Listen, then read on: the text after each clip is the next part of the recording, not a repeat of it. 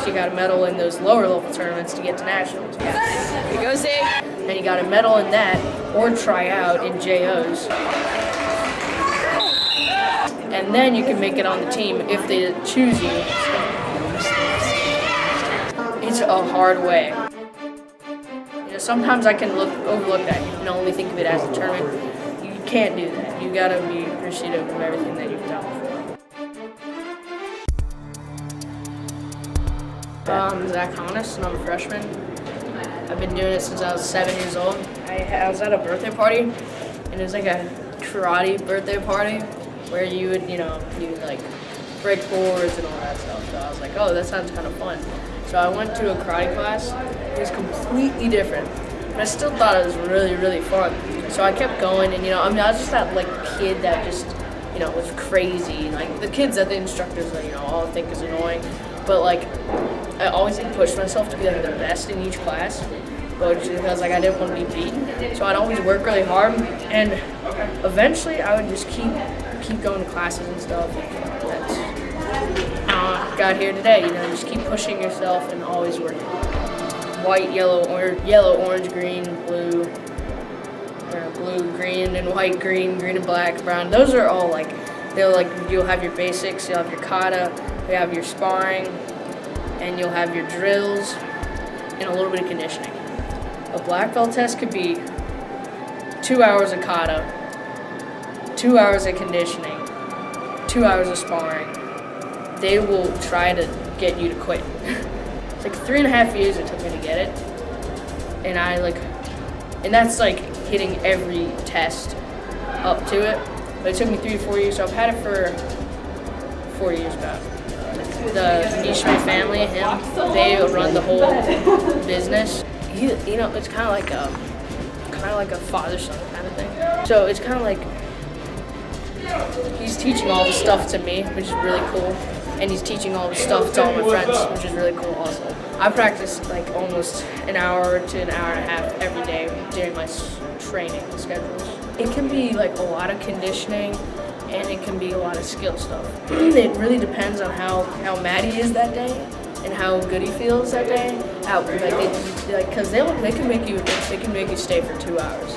It's their class; they can do whatever they want with it. I like going out there because you get a lot of different people. Sometimes a lot of more experienced and better people, actually, all the time. Older people, younger people. You fight different people, and you get help from others. So you just get a lot more experience going to those classes because there'll be a lot more black belts and a lot more experienced people.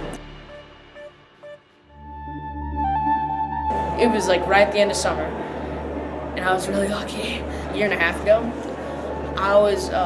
it was a Sunday, and I came home from church, and I really wanted to go eat some donuts. So I was gonna go by myself, but I kind of wanted my brother to come with me. And I had to beg him to come, which was a really good thing. I'm glad I didn't lose my patience on that. Could have been a lot harder to get help. So I got some munchkins, and we're biking home, and I was pulling, you pull your bike handles to just get speed. I pulled it, and my wheel's been loose. It was loose at the time, and it just turned sideways on me. And I flew over the handlebars and put my left arm out. And the next thing I knew, I was on my back, and I was oh God, James, my arm it's messed up. I was dislocated, and he was freaking out. And I tried to get him to calm down and get some help. There were some people playing basketball, so they got their mom. They called the ambulance, and so I was just mad. I was oh my God, why could this happen? Why did I have to speed up? It hurts so much. I finally come out of the laughing gas. I hear them, and they're oh, his arm's not correct. There's something off about it. So when they were trying to reset it, it wouldn't pop back in place and stay there because my funny bone was popped off, and that holds it in place. I had to get a pin, or not a pin. It was actually a screw. And after doing that, when it was in place, they could then pop it back in, and they put a cast around it and kept me in the cast for 2 weeks. That's my tendons shrunk up, so I had to stretch it out every day in a brace. I always say don't put your arm out anymore, just take it to the face. It took me 3 months and then all that extra training and stuff, and I actually think it was really good thing that I actually got hurt, because it kind of just made me work harder. It really was good for me to push through that hard spot and make it to what's really awesome. And look at me now, I come back from the 9th WKC in Germany, so I was kind of thinking this is going to be pretty awesome. I was at the time, I was trying not to think about the tournament and everything. I was just like, oh man, this is going to be awesome. Just the plane ride, it's going to be super fun, and I'm going to relax. I'm going to be in Germany for a couple days. And, you know, there was those thoughts there, like, oh crap, I'm going to compete in a couple days. But I was like, okay, this is happening. And it was actually pretty exhilarating. I wasn't really nervous at the time.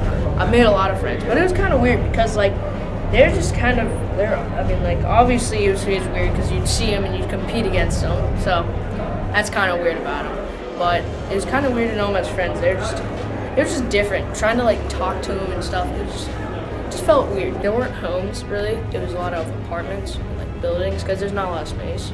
And then a lot of the roads are, like, cobblestone. There was only standing space, really. And I kind of expected it to be pretty big because it's, you know, World Karate Championships. There'd be a lot of people there. But it was a small venue and a lot of people. So I was nervous. Like, a lot of the team talks we had, I was pretty nervous. But I also felt really, like, powerful because we've been training so much. I felt so ready. It felt not like I'm weak. It felt like more like I'm strong. And it was pretty awesome. It was way different than, like, how I've, like, ever felt. Oh, I got a gold and a bronze. It's a gold in kata and a bronze in sparring. I feel like I'm pretty good at karate, not just, you know, average. It's a medal, but you got to keep moving on. You can't, like, stay on that for your life. You got to keep moving on to the next World Karate Championships or the next tournament. It's kind of weird because, you know, like, people always knew I was doing karate, but they didn't know, like, I'd ever be, like, this good. So it's kind of just, like, kind of weird. Just, like, a weird feeling because everyone's like, oh, Karate Kid. I'm making references to that. Sometimes I kind of overlook this and I'm like, okay, it's all about the tournament.